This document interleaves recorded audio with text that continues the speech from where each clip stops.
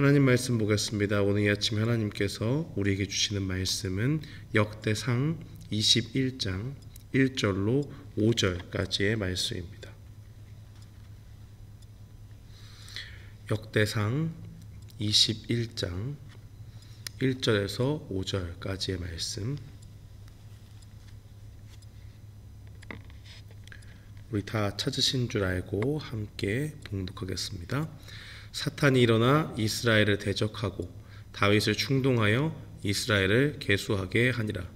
다윗이 요압과 백성의 지도자들에게 이르되 너희는 가서 브엘세바에서부터 단까지 이스라엘을 계수하고 돌아와 내게 보고하여 그 수요를 알게 하라 하니, 요압이 아뢰되 여호와께서 그 백성을 지금보다 100배나 더하시기를 원하나이까? 내 주 왕이여, 이 백성이 다 내 주의 종이 아니니까 내 주께서 어찌하여 이 일을 명령하시나이까? 어찌하여 이스라엘이 범죄하게 하시나이까 하나, 왕의 명령이 요압을 재촉한지라. 드디어 요압이 떠나 이스라엘 땅에 두루 다닌 후에 예루살렘으로 돌아와 요압이 백성의 수요를 다윗에게 보고하니, 이스라엘 중에 칼을 뺄 만한 자가 110만 명이요 유다 중에 칼을 뺄 만한 자가 47만 명이라. 아멘. 저는 본문 말씀 역대상 21장 1절로 5절 말씀을 통해서 다윗의 인구조사라는 제목으로 주의 말씀을 선포하겠습니다. 이 역대상 오늘 우리가 보고 있는 역대상 21장은 다윗의 그 인구조사를 통한 범죄를 다루고 있습니다. 인구조사를 하는데 그것이 올바른 동기에서 시작된 것이 아니기 때문에 요압이 이것이 하나님 앞에 범죄가 되는데 왜 다윗 왕이 이런 일을 행하십니까? 라고 함에도 만류를 했음에도 불구하고 다윗은 그 인구조사를 실시했고, 그로 인해서 하나님의 심판이 임하게 되는 그러한 일들을 21장은 다루고 있습니다. 이 사무엘하의 본문의 말씀을 보면 이 여호와께서 다윗을 감동시켜서 이 일을 행했다라고 그렇게 이야기를 합니다. 오늘 본문에서는 이 사탄이 충동해서 이렇게 한 것으로 나오고, 사무엘 하에 있는 본문을 살펴보면 거기서는 다윗을 하나님이 움직여서 그렇게 한 것으로 나오는데, 여기 사이에서 우리가 갈등할 수 있겠지만 문제가 되지 않는 것은 하나님께서 욥을 시험하실 때도 사탄이 그 천상에 있는 회의에서 하나님께 나와서 욥을 시험할 때 어떻게 할 것을 하나님께로 묻고 허락을 받아서 그의 생명은 취하지 않고 나머지 고난들을 시험하기 위해서 그렇게 주지 않습니까? 그러한 관점에서 똑같이 대입을 해볼 때 다윗에게 이런 어려운 일들을 줄 때 사탄이 다 그 하나님 앞에 이미 허락을 받고 지금 이러한 일들을 하고 있다는 것을 분명히 볼 수 있습니다. 그래서 이 사탄이 충동했다라고 이야기하는 것과 또 하나님께서 사무엘하에 그렇게 다윗이 이 일을 하게 했다라고 하는 것이 서로 상충되는 내용이 아니라, 하나님께서 다윗을 지금 괴롭게 하는 그 시절을 만나게 할 때에 사탄이 어떤 그 허락을 받고 그 하나님의 통치 아래서 지금 이러한 죄를 범하고 있다라는 것을 분명히 볼 수가 있겠습니다. 어쨌든 이 인구조사를 하는데 분명히 이것이 기쁘지 않았다는 것을 요압이 보기에도 그렇죠. 보통 우리가 생각할 때 요압이라고 하는 사람은 다윗보다 조금 신앙의 수준이 떨어지는 것으로 그렇게 생각하지만, 그런 기본적인 베이스를 갖고 있다고 할지라도 요압이 보기에도 이런 것은 분명한 그러한 죄악이었다라는 것을 보고 있는 것입니다. 그래서 다윗의 충신한 신하로서 분명히 충원을 했는데 받아들여지지 않았죠. 그래서 그저 다윗의 명령대로 그대로 이렇게 행하는 것을 보게 됩니다. 그런데 이 10절에 보니까 이 다윗이 마음에 찔린 것이죠. 본인이 뭔가 잘못했다는 것을 그제야 깨닫게 됩니다. 그래서 10절 말씀에 보니까 다윗이 백성을 조사한 후에 그 마음에 자책하고 다윗이 여호와께 아뢰되 내가 이 일을 행함으로 큰 죄를 범하였나이다. 여호와여 이제 간구하옵나니 종의 죄를 사하여 주옵소서. 내가 심히 미련하게 행하였나이다 하니라라고 그렇게 고백을 하게 됩니다. 이 내용이 우리에게 주는 것은 무엇이냐? 분명히 우리가 기억해야 될 것은 하나님의 사람이라도 넘어질 수가 있는 것이고 그 가운데서 때로는 한순간에 하나님의 뜻을 보지 못함으로 어리석은 일을 행할 수 있다는 것을 분명히 보여줍니다.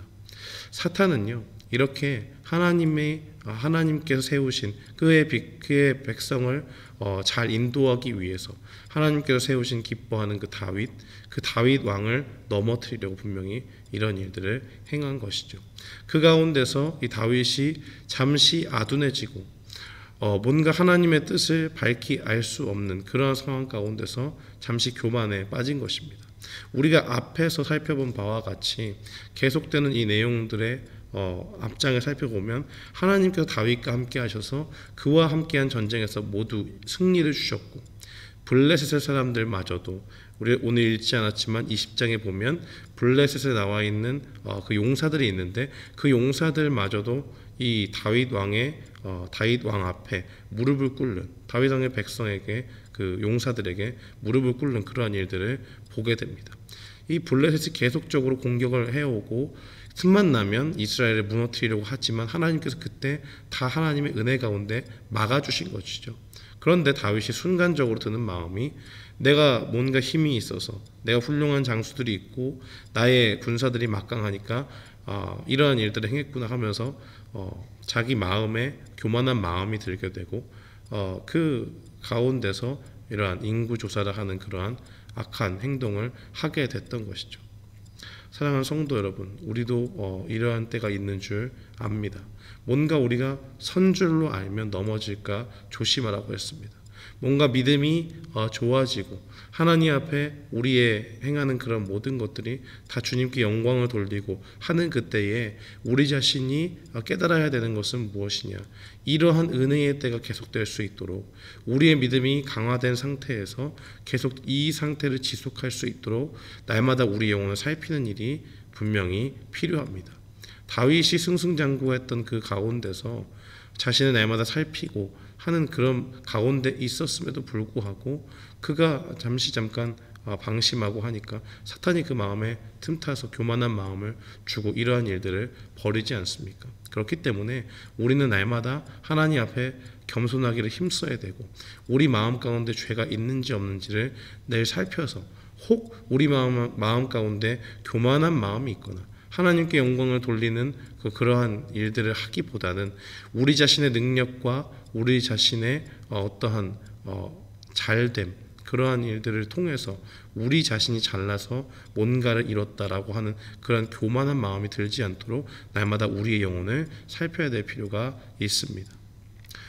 이 계속적인 내용들을 살펴보면 12절 말씀에 보니까 이 다윗의 회개를 듣고 하나님께서 이 다윗의 선견자 갓에게 나타나서 세 가지 중 하나를 선택하라고 그렇게 말씀을 하시죠. 분명히 하나님 앞에 회개를 다윗이 했습니다. 그 회개는 받아들여지지만 하나님의 징벌은 구체적으로 나타나는 것이죠. 세 가지 중에 하나를 선택해야 되는데 3년 기근을 맞이할 것인지 아니면 석 달 동안 그 적에게 쫓기면서 패하고 그렇게 피신을 당할 것인지 아니면 3일 동안 이 전염병이 온 이스라엘을 이렇게 엄습할 것인지 하는 것 중에 하나를 선택해야 됐고 이 다윗은 이 중에서 마지막 것, 이 3일 동안 전염병이 퍼지는 것을 선택을 하게 됩니다. 그래서 이로 인해서 이스라엘 백성들에게 전염병이 돌게 되고 그 결과로 죽은 자가 7만 명이었다라는 것을 우리는 보게 됩니다. 나중에 하나님께서 간신히 하나님의 보낸 사자가 오르난의 타작마당에 있을 때에 거기서 멈추게끔 하시고 다윗이 번제와 화목제를 드림으로써 하나님의 진노가 그치는 그러한 일들로 이 스토리가 마무리되고 있다는 것을 우리는 보게 되지만 그 죄의 결과로 죽은 자가 7만 명이었다라는 것은 변하지 않는 사실임을 분명히 기억해야 됩니다. 사랑하는 성도 여러분, 우리가 또 기억해야 될 것은 무엇이냐? 오늘 말씀을 통해서 이 죄의 치명적인 결과가 있다는 것을 분명히 기억해야 되는 것입니다. 우리가 하나님 앞에 죄를 짓지 않기 위해서 부단히 노력해야 되는 것은 무엇이냐? 하나님께서 죄를 미워하는 마음이 크시고 그것이 하나님 앞에 올바르지 않기 때문이기도 하지만 그로 인해서 파급되는 치명적인 결과들이 있다는 것을 분명히 알아야 되는 것입니다. 하나님은 우리를 불쌍히 여겨주셔서 우리가 주님 앞에 죄를 지었을 때에 회개하면 그 회개를 받아주시고 용서를 해주십니다. 그러나 하나님께서 그에 대한 대가도 분명히 징벌을 주시는 것과 같이 그에 대한 대가를 분명히 우리에게 주신다는 것을 분명히 기억해야 되는 것입니다. 얼마나 괴롭겠어요. 이 다윗이라고 하는 사람 한 사람의 범죄 때문에 이스라엘의 죽은 자가 7만 명이었습니다. 7명도 아니고 70명도 아니고 7만 명이나 되는 이스라엘의 백성들이 얼마나 다윗이 원망스러웠겠습니까? 사랑하는 성도 여러분, 그렇기 때문에 우리는 날마다 이 죄를 멀리하는 연습들을 통해서 우리 속에 죄가 들어오지 못하도록 하는 일들을 해야 되는 것이고, 그러한 신앙적인 연습 가운데서 죄의 그 치명적인 그러한 결과들을 경계하면서 날마다 주님의 말씀을 부단히 읽고 지켜나가는데 힘써야 될 줄 믿습니다. 사랑하는 성도 여러분, 오늘 본문 말씀은 우리에게 분명히 보여줍니다. 죄가 얼마나 치명적인 것인지 보여주는 것이고, 믿음이 아무리 좋은 사람도 한순간에 그러한 방심 때문에 사탄이 그 안에 틈타게 되면 교만할 수 있고 넘어질 수 있다는 것을 분명히 보여줍니다.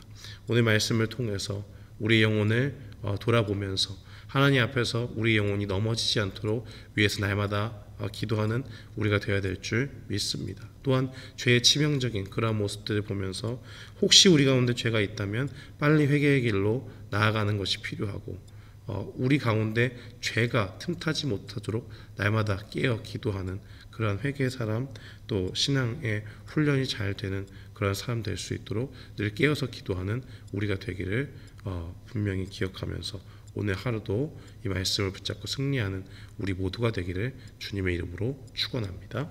아멘.